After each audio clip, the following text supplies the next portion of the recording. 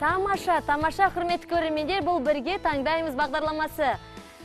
Ары қарай жалғастырайық. 19.254 тәрелке фри картоптары, 4200 келі картоп пен отқа қызып тұрған 54 қазан.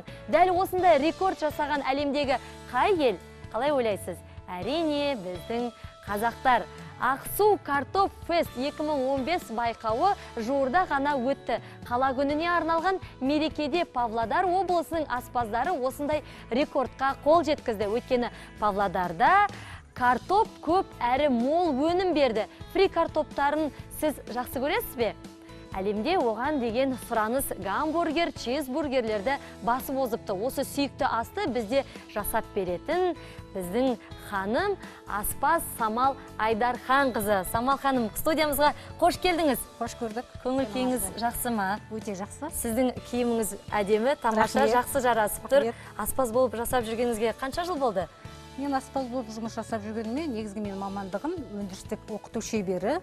Мен қоғамдық тамақтандыру және сервис колледжінде өндірістік шебер болып жұмыс істеймін. Керемет, қандай? 22 жыл болды. 22 жыл болды. Қалай жұмыс бітірдім, өзіме өте ұнайды жұмысым, содан бері жұмыс жасап жатырмын. Отбасылы, сіздің 2 балаңыз бар. Отбасылымын. Келін болғаныма 16 жыл болды. 2 балам бар. Екеуі де мектепте оқиды. Үйде фри жасап бересіз бе? Міндетті түрде. Енді айтып жатады, асқазанға зиян деп жатады. Біреулер балаларына рұқсат бермей жатады. Бірақ ол фастфудтағы фри деп жатады. Ал үйдегі фри, ондай зияны жоқ па сонда? Үйдегі фридің ешқандай зияны жоқ. Өйткені біз оның бәрін таза балғын көкөністен және уақытында жасаймыз да бірден біз оны пайдалануға ұсынамыз. Яғни оның ешқандай асқазанға зияны жоқ. Ешқандай асқазанға зияны жоқ. Оны мөлшерімен жеу керек. Әсіресе жаңағы жас балаларға одан кейін міндетті түрде оны жаңағы балғын күйінде жеу керек. Свежий дейміз ғой орысша. Жаңа піскен күйінде ұсынуымыз керек. Сол кезде ол асқазанға ешқандай зияны болмайды. Неден бастаймыз? Кірісейік жұмысымызға. Так, неден бастағанда жаңағы картоптан бастаймыз. Ол үшін жаңа картоп мына жерде міне бізде дайын тұр картопымыз. Бірінші ол үшін картопты сыртын жуып тазалаймыз. Одан кейін оны аршимыз. Тағы да бірнеше рет салқын суға жуып аламыз. Өйткені білесіздер, картоптың құрамында крахмал көп. Ол жаңа қуырған кезде не істеу керек? Ол қытырлақ болу керек. Тағы да бір құпиясы бұл картопты. Жаңа біздің мамандық бойынша, біздің тіліміз бойынша бұны калибрлеу дейді. Өлшеміне қарай аламыз. Қараңыз мына да, ірі, орта картоп. Не үшін біз оны өлшеммен аламыз? Өйткені кескен кезде кесіміз әдемі болу үшін, содан кейін қуырған кезде бірдей қуырылу керек. Кейбір жаңағы үйде қуырған кезде кейбіреуі шикі болып жатады, кейде пісіп жатады. Бұның жаңа құпиясы бірінші не істеп аламыз? Мөлшермен картопты бөліп аламыз. Түсінікті. Бізге ең керегі, рахмет. Ең керегі бізге орта мөлшерлі картоп. Орта мөлшерлі картоп. Орта мөлшерлі картоп. Картопты аламыз бірінші. Мен енді өзім анада дүкендегі, сіз турай беріңіз. Дүкендегі жаңағыдай фрилерді енді бұл денсаулыққа болмайды. Негізі жақсы көремін. Өзі қытырлақ болып тұрады. Дәмі де тамаша сондай. Бірақ енді үйде жасасаңыз, яғни зияны жоқ дейсіз ғой. Енді әрине барлық нәрсені өз мөлшерімен жесеңіз, зияны болмайды ғой. Сосын жаңағы қуырған күйде бірден ұсынсаңыз, ол ешқандай ыстық күйінде, дәмі де тамаша болады, және ол балаға да онша зияны болмайды. Қараңыз, енді айтып кетейін, жаңа мөлшерлеп алдым, бірінші не істедім мен? Пластинка түрінде турап алдым. Одан кейін әрі қарай оның мөлшерін салу үшін не істейміз? Ұзындығы біздің тілмен айтқанда 3-4 сантиметр болу керек. Сосын қалыңдығы 0,5-0,7. Бірақ мен үй жағдайында айтар едім, оның қалыңдығын 4 немесе 3 мм алуға болады. Өйткені біз оны өзіміздің үйдегі пеште қуырамыз ғой. Сол үшін не істеуіміз керек? Біз оны кішкене жіңішке қылып аламыз. Кесіп алды. 3-4 сантиметр дедіңіз ғой, аралары. Құрметті көрермендер, ұзындығы. Құрметті көрермендер, біз тікелей эфирдеміз. Біздің Самал ханымға қояр сұрақтарыңыз болса, осы фри жөнінде, оның қыр-сырын білгілеріңіз келсе, хабарласып 55-37-76 номеріне хабарлассаңыздар болады. Жаңа айтамыз, брусочек немесе томарша дейміз қазақша, ұзындығы. Жаңа жіңішкелігінде айтып жатырмын, егер де өндірісте болса, онда қалыңдығы 1 сантиметр болады. Үйде 3-5 сантиметр қылып алсаңыз болады. Миллиметр, кешіріңіздер. Мен сізге де турауға көмектесейін бе? Көмектесіңіз, үйреніңіз, мен сізге көрсетейін. Үйренді, жерен деген сөз бар. Қолыңыз үйренеді. Ол бірден жаңағы әдемі болмаса да, кесе берсеңіздер, қолыңыз не істейді, үйренеді. Істегенім маған жақсы, үйренгенің өзіңе жақсы деп айтып қойсаңызшы. Мен үйде сөйтіп жұмсап отыратын. Тағы да бір айта Аналарымыз. кететін, жаңа бұл айтып отырмыз ғой, фриде қуырылған, қазақша айтқан кезде бұны көп майда қуырған деп айтады. Сіз екі шетін кесіп алдыңыз, екі шетін кесіп алдым, одан кейін жалпақтап турайсыз пластика ретінде. Өте жақсы. Осылайынан. Балаларға жақын ақыстаңыз, сонда пышақ кеспейді. Балаларға осындай сіз жаңағыдай үйретіп жатасыз ғой, қалай пісіру керек екен? Жаңа мен сіздерге айтып кеттім ғой, мен жаңа қоғамдық тамақтандыру және сервис колледжінде өндірістік оқыту шеберімін. Біз бірінші жаңа курстан бастап осы картоптың кесу түрлерін, Кәдімгідей кішкентай балалар келіп жата ма, әлде үлкен ересек адамдар келіп жата ма? Бір кішкентай жаңағы мектепті бітірген, мектепті оқып жүрген, орта білім алғысы келетін адам оқушылар келеді, 15-16 жастағы балалар келеді бізге.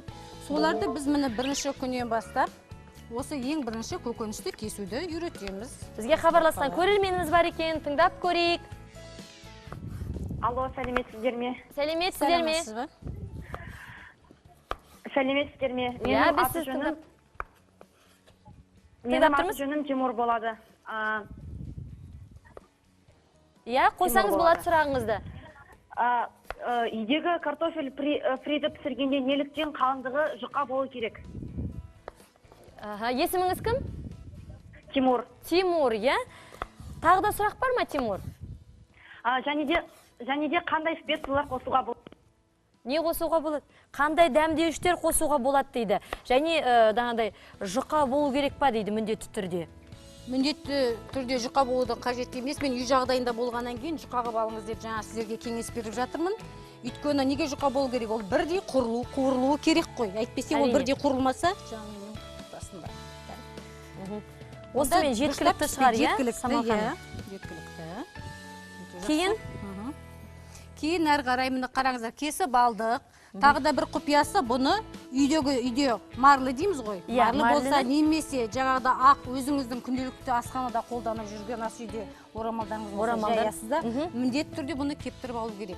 Не үшін, неліктен кептіреміз? Қазір түсіндіремін. Егер де бұны кептірмесек, біріншіден майымыз қызып тұр ғой қатты температурада, сізге май шашырайды, қауіпті. Сондықтан? Екіншіден, қуырған кезде біздің фрейміз қандай болу керек? Қытырлап тұру керек қой, дәмді болу үшін. Сондықтан біз оны кептіреміз. Құрметті көрермендер. Тамаша. Енді біздің майымыз қызды. Қанша тұру керек бұл?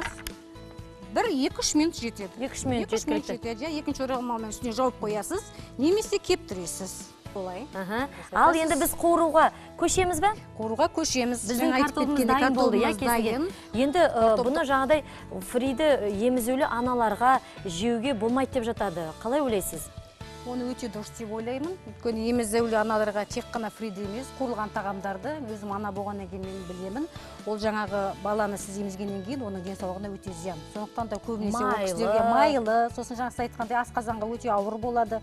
Егер де ана өзі ауырып жатса, жағдай болмай жатса, ол да міндетті түрде балаға әсер етеді ғой. Сондықтан да мен де өзім кеңесімді берер едім, осы фри картошкасын бұны саламыз қазір. Ыдысқа бәрін бірден салмайсыздар. Өйткені майымыз аздау, сондықтан да аздан саламыз. Егер де қазанымыз үлкен болса үйде, онда барлығын салуға болады. Барлығын салып жүруге болады. Егер де майдың мөлшері аз, жарты литр болса, жарты литрге 50-100 грамм, яғни бір картопты салуға болады. Көрермендер, біз картопты кескеннен кейін 2-3 минут үйдегі осындай жаңағыдай маталарыңызға кептіріп қою қажет. Өйткені қазір қуырған кезде ол шашырамайды біріншіден, екіншіден қытырлақ болып шығады, солай ғой? Міне біз кептіріп қойдық. Кептіріп қойдық, енді бұны майымыз қатты қызып тұру керек қой. Майымыз қатты қызып тұру керек. Кәдімгідей бауырсақты қуырғандай, майда қатты қыздырамыз. Ең жаңа максимальный дейді ғой, ең қатты температураға қоямыз. Одан кейін үйде бәрімізде кептері бар ғой, жаңа бешбармақ істеген кезде, жаңа қамырды сүземіз, соны қолдануға болады. Тіпті болмай жатса, жаңағы екінші тағамға қолданатын заттар табада дағы қуыруға болады. Бірақ мен сіздерге кеңес беретін едім, қазан өте ыңғайлы. Көп тез қуырасыз, уақытты үнемдейсіз, және сонымен қатар үлкендеу кастрюль болса салып жіберіп барлығын бүйтіп қуыруға болады. Бірақ алюминий кастрюльге болмайды. Алюминиевый кастрюльге қуыруға болмайды екен, құрметті көрермендер. Егер сұрақтарыңыз болса, фри жасайым деп жатқан біздің көрермендеріміз болса, онда атсалсыңыздар. Біздің телефон номеріміз 55 37 76. Хабарласқан көрерменіміз бар екен. Тыңдап көрейік. Алло, сәлематсыз ба? Саламатсыз ба? Иә, тыңдап тұрмыз. Мен үнемі бірге таңдаймыз бағдарламасының көрермені. Тамаша, есіміңіз? Алима. Айман. Алима. Алима, қай өңірден боласыз? Маңғыстау облысынан. Маңғыстау, сұрағыңыз бар ма, әлде кеңесіңіз бар ма айтар? Сұрағым бар поварыңызға да. Иә, қойсаңыз болады. Біз ана Фриді қуырғанда үнемі қытырлап тұрмайды, ол неліктен? Жұмсақ болып қала береді, иә? Иә. Жаңағы айтып өткенде сізге Самал ханым, жұмсақ болып қала береді дейді. Сіздің жаңағы фриіңіздің жұмсақ болып қалатын себебі, бірінші құпиясын айттым, картопты турағаннан кейін кептіріп алу керек, міндетті түрде.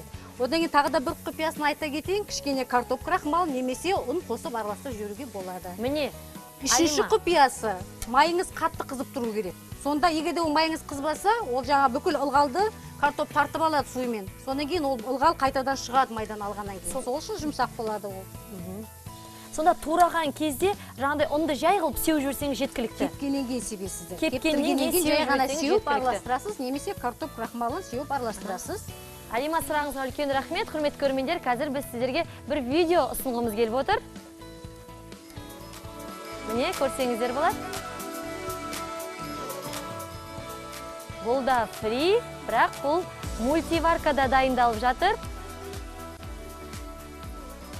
Бұндай да тәсіл болады екен, құрметті көрермендер. Енді қазір қыз-келіншектер барлығы осындай бір мультиварканы көп қолданады ғой енді. Бұл көрермендеріміздің жіберген тәсілдерінің бір түрі екен. Енді бір ақпарат оқи өтейін, әр елдің дәстүрі бөлек. Мәселен, ақшта фри картоптарын кетчуппен, Францияда майонезбен, Ұлыбританияда сірке суымен араластырып жейді. Ал Бельгияда қуырылған фри картоптарының үстіне шикі жұмыртқа жарып жейді. Ал біз тұздықты неден жасаймыз? Қазір соған кезекті берейік. Міне біздің фризімізді дайын болып қалып, біз енді тұздыққа мен оны салып көмектесе берейін сізге. Сіз тұздыққа кіріссеңіз болады. Біз енді тұздыққа бізге хабарласқан көрерменіміз бар екен, тыңдап көрейік. Алло, сәлематсыз ба? Алло, сәлеметсіздер ме? Сәлеметсіз бе, тыңдап тұрмыз. Қалдарыңыз қалай? Аман есен, жақсы. Бірге семьямызбен, жанұямызбен бірге көреміз. Есіміңіз кім? Менің есімім Гүлшара болады. Самал апай аспазды танимын бұрыннан. Менің апайым болған. Сәлеметсіз, Самал апай. Сіздің оқушыңыз? Менің студентім, оқушым. Тыңдап тұрмыз. Соны бірден жұмыстан келдім де қарап жатырмын. О, Самал апай. Сұрағыңыз бар ма қояр апайыңызға? Тек қана алға түк-түк өзгермеген, сіз сондай әдемі қалпыңызда. Көп рахмет үлкен хабарласқаныңызға. Тұздық деп айтып кеттіңіз ғой. Самал ханым. Самал ханым, сіз енді қазір тұздықты кәдімгідей сорпамен, пиязбен жасаймыз ба кәдімгідей? Жоқ. Әлде қалай істейміз? Қазір мен сізге ең жеңіл жолын көрсетемін. Әрине, әзіл. Айтып кеттіңіз ғой, бізде көбінесе қолданатын, бәріміз жақсы көреміз, балалар да өте жақсы көреді. Кетчуп деп жатырмыз, майонез. Тағы да бір өте қызық тұздықты көрсетейін, дәмі өте жақсы. Бәріміз жақсы көреміз. Қазір осы қоғамдық тамақтандыр, қайсы көріп қойын. Қозғап тұрыңыз, қозғасаңыз арасы сонда жабыспайды. Қозғап тұрыңыз. Бірінші жаңағы балқытылған ірімшік дейміз. Балқытылған ірімшік аламыз. Оған аздаған майонез қосамыз. Қазір тұздығымызды дайындайық. Оған аздап кетчуп қосамыз. Соны араластырамыз. Нені жасап жатырсыз қазір? Мен тұздық жасап жатырмын. Майонез қостыңыз ба? Майонез қостым, кетчуп қостым, және балқытылған ірімшік қостым. Балқытылған ірімшік қостым. Яғни плавленый сыр деп жатады ғой.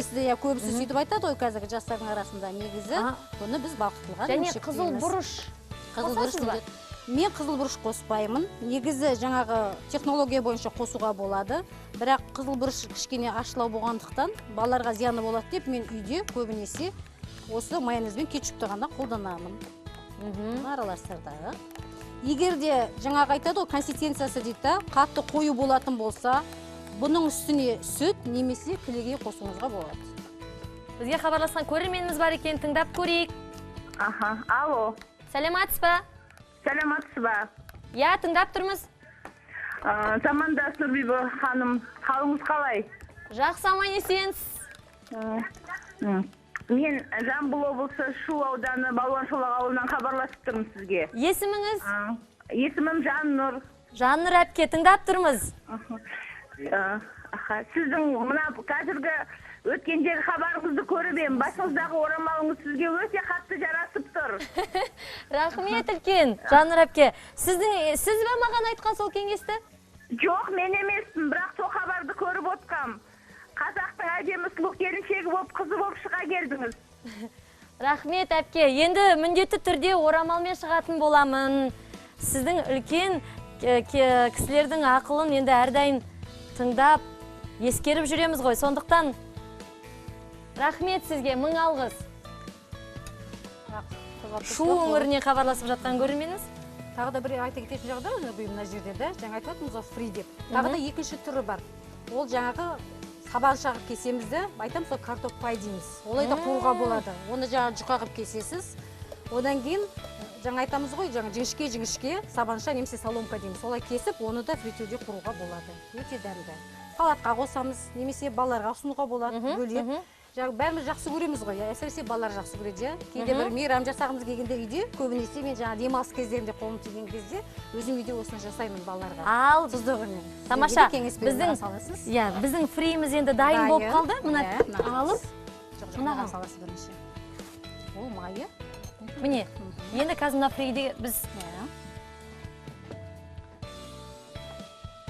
Тамаша, біздің фриіміз. Енді бұны тұздықтаймыз. Қалай жасаймыз енді?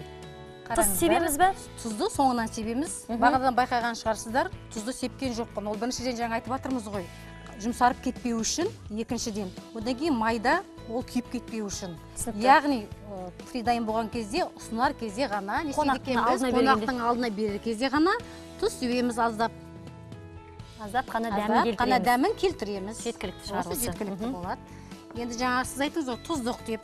Бұны бір айтып өтейік. Майонез? Майонез қостым, кетчуп қостым, және балқытылған ірімшік дейміз. Балқытылған ірімшік қостыңыз, болды. Үстіне қызыл бұрыш қосуға болады, түрін өзгерту үшін. Немесе ашта керек болса, жағудың қажет жоқ, жақпаймыз оны. Міндетті түрде бөлек ыдыспен береміз. Не болмаса қасына ғана кішкене. Егерде қосымша бергіңіз келсе, аздап қана қасына тәркенің ұшына сап қоясыз.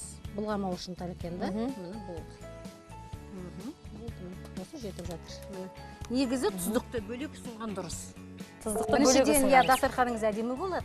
Екіншіден, жаңағы тәлкеңіз бұлғанбайды. Мен енді өзім үшін менде ас болсын. Фриді жақсы көрем, дәмін татсам.